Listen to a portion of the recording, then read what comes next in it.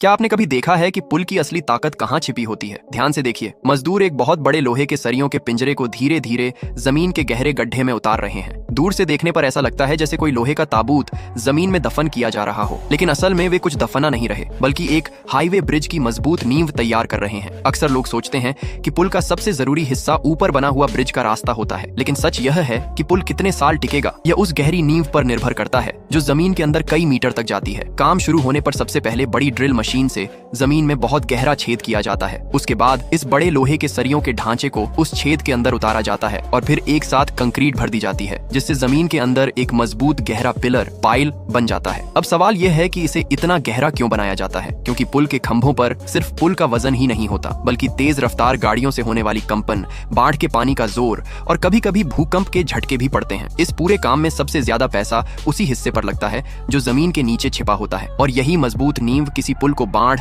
भूकंप और भारी ट्रैफिक के बावजूद कई